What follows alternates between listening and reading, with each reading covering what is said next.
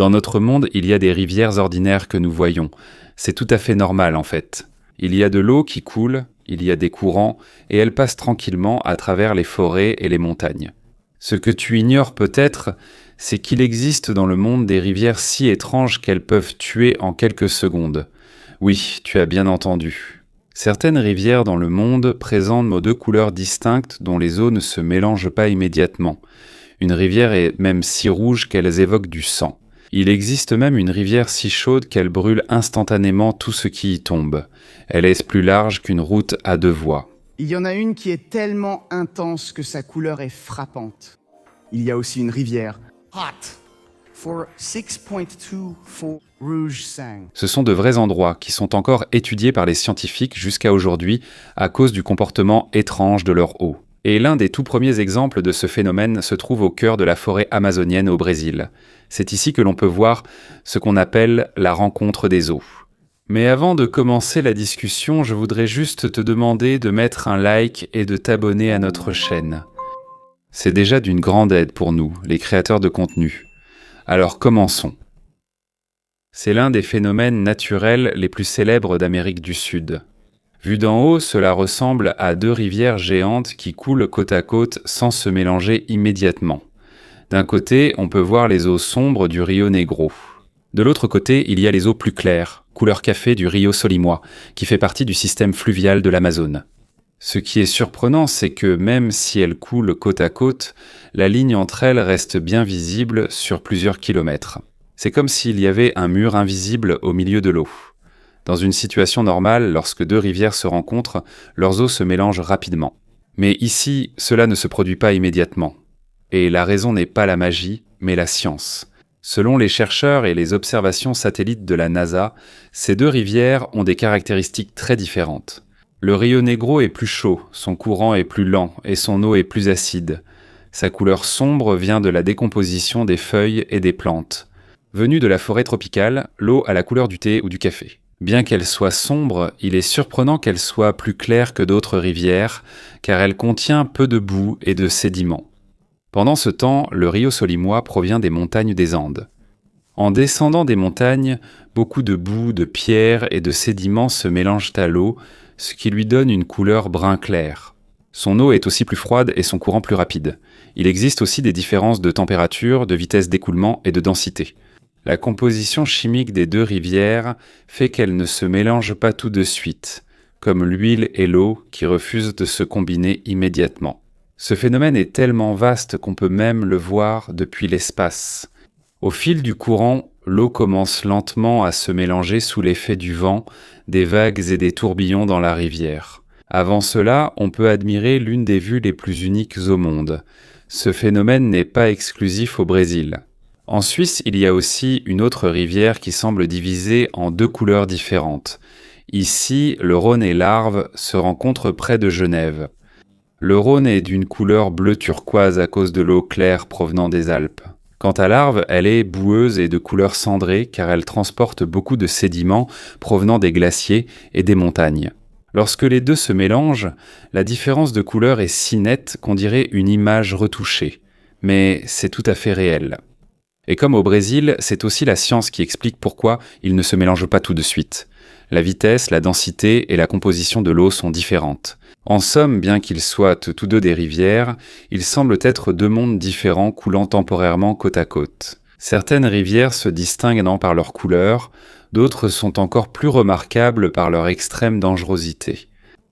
Au cœur de la Colombie, il y a une rivière qui devient soudainement rouge, jaune, verte, orange, rose et parfois même violette selon la période de l'année. Ce n'est pas de la peinture dans l'eau ni des produits chimiques, et encore moins une illusion d'optique. Cet endroit s'appelle Caño Cristales. Il est également connu sous le nom de rivière arc-en-ciel ou rivière aux 5 couleurs. On le trouve dans le parc national de la Sierra de la Macarena, une région isolée de la Colombie où se rencontrent montagnes, prairies et forêts tropicales. À première vue, cela ressemble à une rivière claire ordinaire. Mais lorsque la bonne saison arrive, l'apparence de l'eau change complètement. C'est comme si un arc-en-ciel avait explosé au fond de la rivière. Et ce qui est le plus intéressant ici, c'est que ce n'est pas vraiment l'eau qui est colorée. La véritable raison, c'est une plante étrange qui pousse sous la rivière. Cette plante s'appelle Macarena clavigera. C'est une plante aquatique spéciale qu'on ne trouve presque que dans cet endroit. Souvent, elle ressemble simplement à une plante verte ordinaire. Mais lorsque le niveau de l'eau est correct, que la lumière du soleil est suffisante et que la saison est idéale après la saison des pluies, elle commence à changer de couleur. Le lit de la rivière devient d'un rouge rosé éclatant, orange, jaune et vert.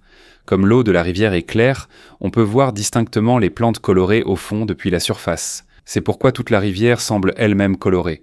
Selon les rapports de la BBC et de National Geographic, le changement de couleur est lié à la combinaison de la lumière du soleil, du niveau de l'eau, de la température et de l'état des plantes. Lorsque le niveau de l'eau est trop élevé, la lumière n'atteint pas suffisamment les plantes.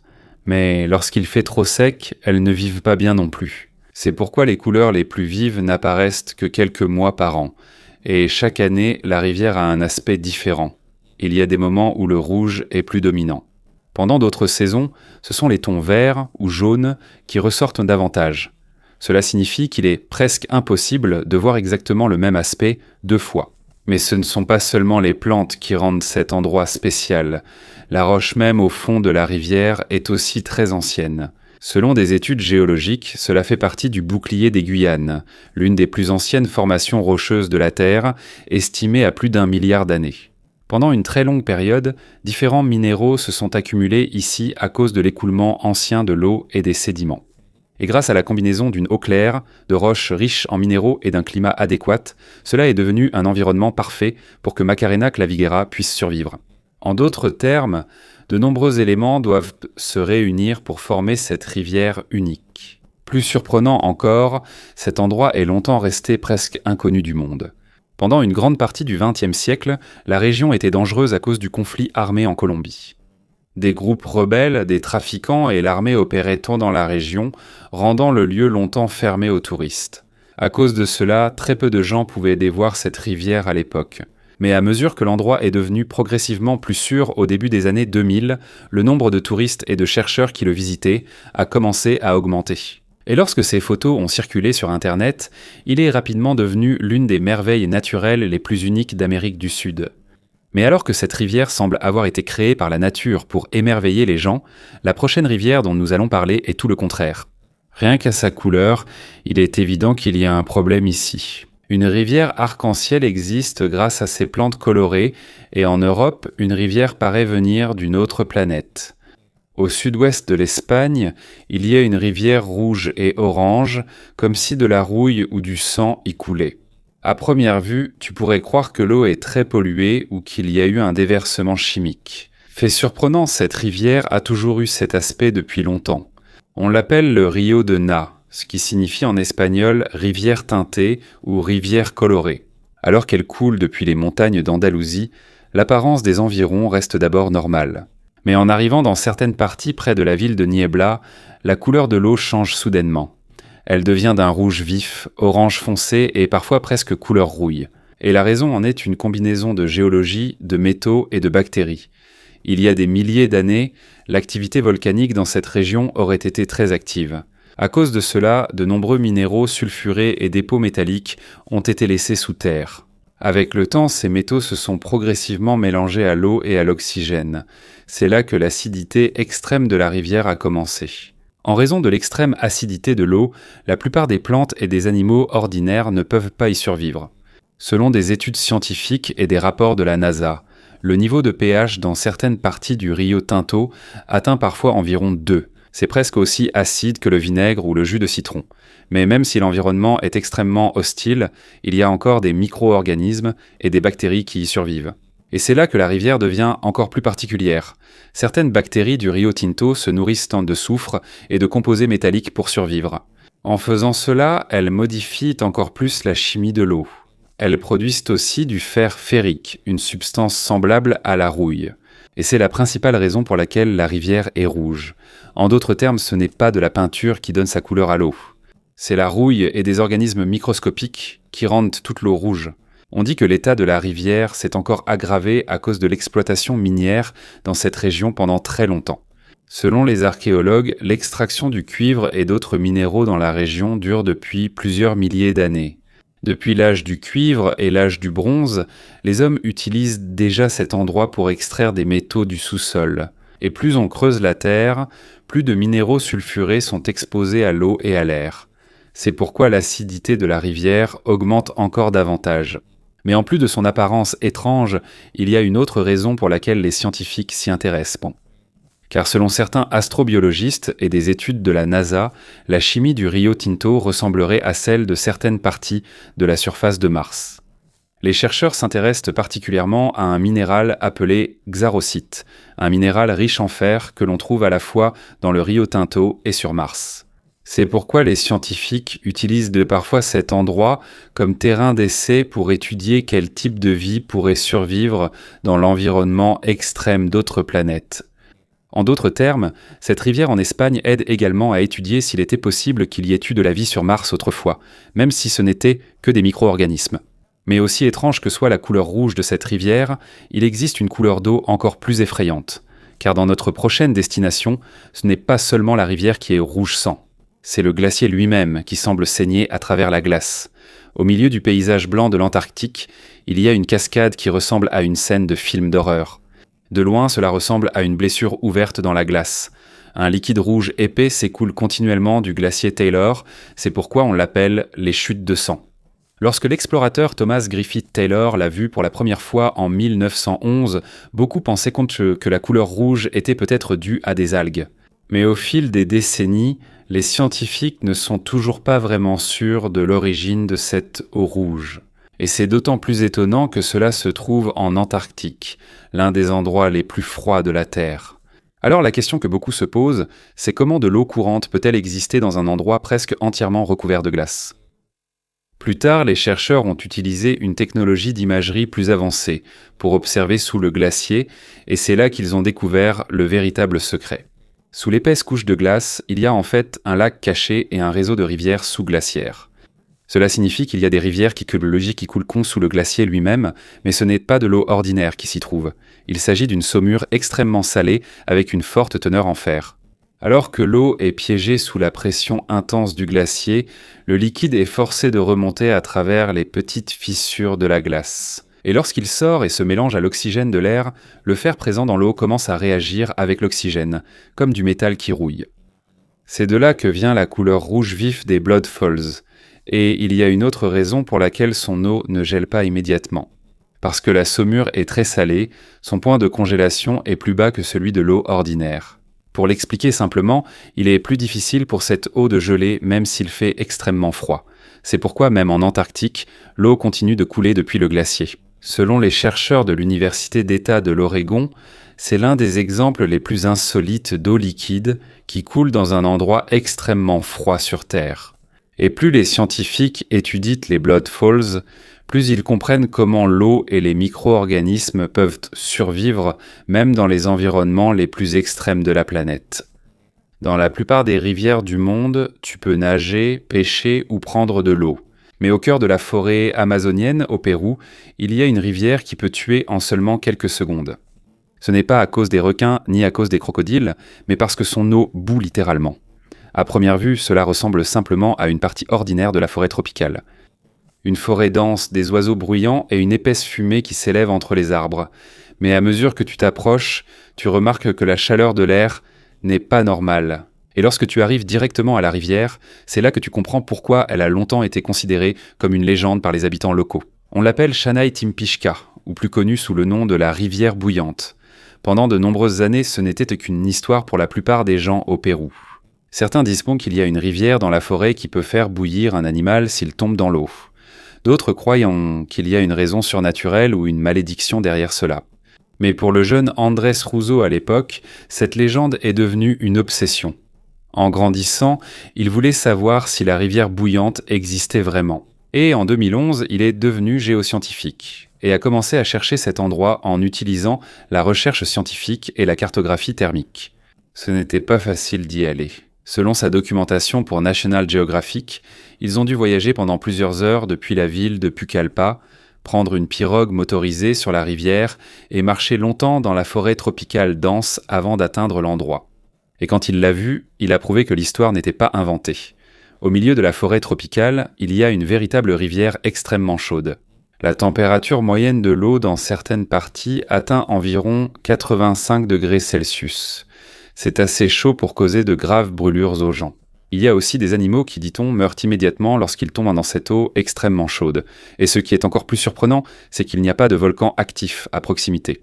En général, l'eau extrêmement chaude est liée à l'activité géothermique près des zones volcaniques. Mais la rivière bouillante se trouve à des centaines de kilomètres du volcan actif le plus proche. C'est pourquoi pendant longtemps, les scientifiques se sont demandé d'où venait sa chaleur. Finalement, les chercheurs ont étudié de plus près le sous-sol autour de la rivière et c'est là qu'ils ont découvert la véritable raison. Selon des études géologiques, il y a de profondes fissures et des failles sous cette région. L'eau de pluie et les eaux souterraines s'infiltrent lentement vers le bas sous la terre. Plus elles descendent en profondeur, plus elles se réchauffent à cause de la chaleur naturelle provenant de l'intérieur de la planète. Ensuite, l'eau surchauffée est forcée de remonter à la surface à travers les fissures du sol. Et comme ce processus continue, cela forme une rivière extrêmement chaude en plein cœur de la jungle amazonienne. Pour l'expliquer simplement, c'est comme s'il y avait une immense bouilloire naturelle sous la terre. Selon Andrés Rousseau, il pourrait s'agir de l'une des plus grandes rivières thermales au monde, non directement reliée à un volcan actif. Mais au-delà de sa chaleur, cette rivière est aussi importante pour la culture des communautés autochtones de la région. Depuis des générations, ils voient ce lieu comme sacré et lié à leur tradition spirituelle. Pour eux, ce n'est pas qu'une rivière extraordinaire, mais un lieu à respecter. Il existe une rivière qui fait bouillir l'eau, mais aussi en Asie, une rivière qui fait quelque chose de presque impossible à imaginer. Car au Cambodge, il y a une rivière qui ne fait pas que couler. 2 fois par an, elle change de direction. Dans une situation normale, le courant d'une rivière va dans une seule direction, de la montagne vers la mer. Mais la rivière Tonlé Sap au Cambodge est différente. Pendant la moitié de l'année, Fantekrunj et son courant va dans une direction. Ensuite, il s'inverse soudainement.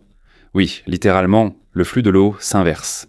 On la trouve près de la capitale du Cambodge, Phnom Penh, où la rivière Tonlé Sap rencontre le gigantesque Mékong. Cette rivière est essentielle à la vie de millions de personnes. C'est de là que provient une grande partie du poisson et des moyens de subsistance de la région.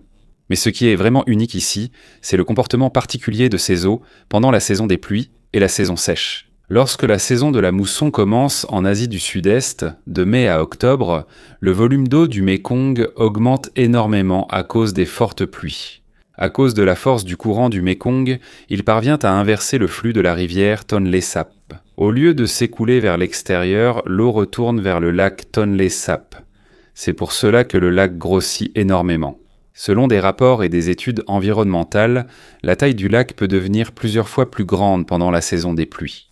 Mais lorsque la saison sèche arrive et que le Mékong faiblit, le courant du Tonlé Sap redevient normal, et il s'écoule à nouveau en s'éloignant du lac. En d'autres termes, c'est comme si tout le système aquatique du Cambodge respirait.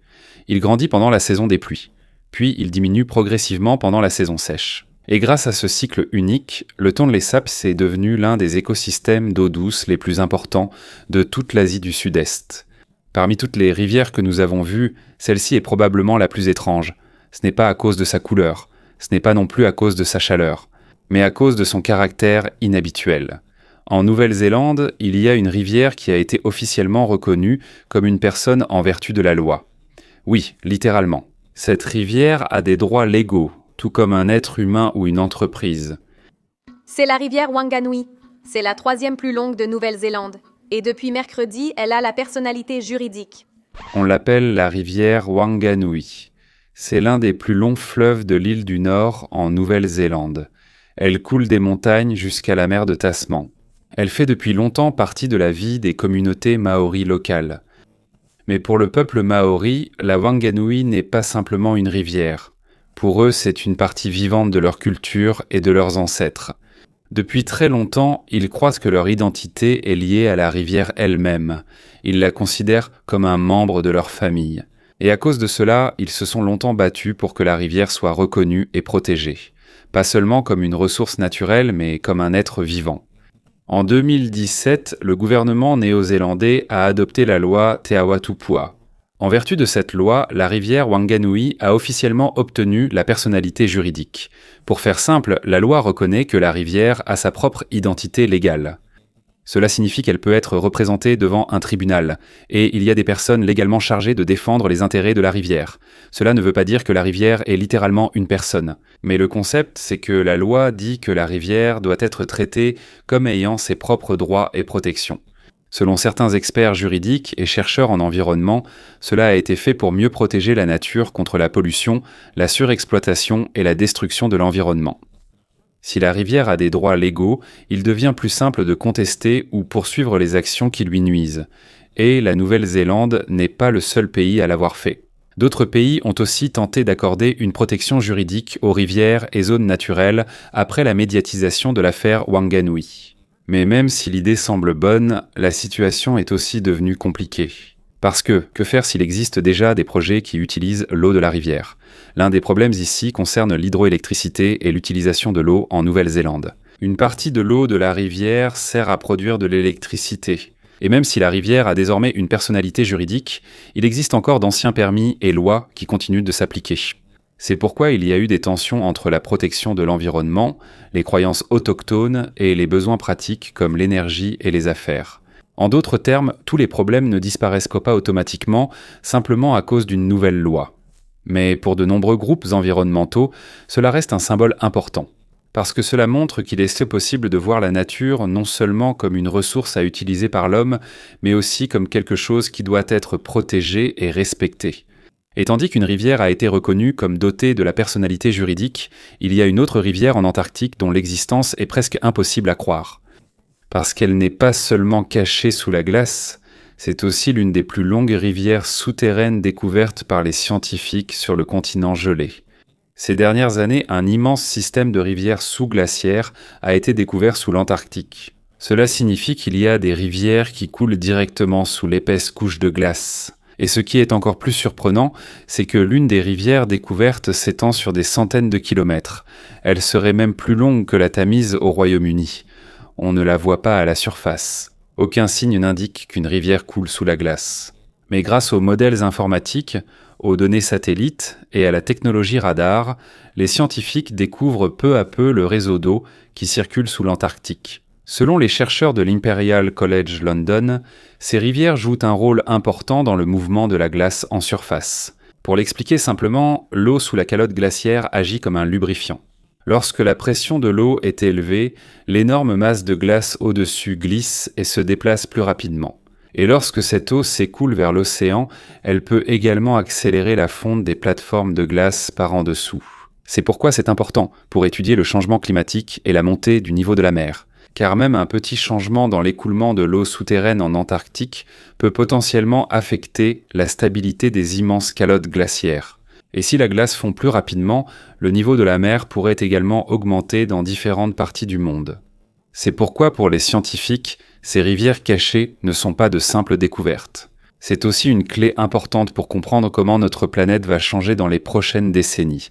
Et c'est peut-être cela la chose la plus intéressante à propos des rivières de la Terre. On pensait que ce n'était que de l'eau simple qui s'écoulait de la montagne vers la mer. Mais derrière chaque rivière, il y a des histoires de géologie, de climat, de biologie, de culture et parfois même des mystères que la science ne comprend pas encore totalement. Il y a une rivière qui ressemble à un arc-en-ciel. Il y a une rivière couleur sang. Il y a une rivière qui bout. Il y a une rivière dont le courant s'inverse. Et il y a aussi des rivières cachées sous des kilomètres de glace. Cela montre simplement que, même si nous en savons déjà beaucoup sur la Terre, il y a encore de nombreuses parties de la planète qui peuvent nous surprendre.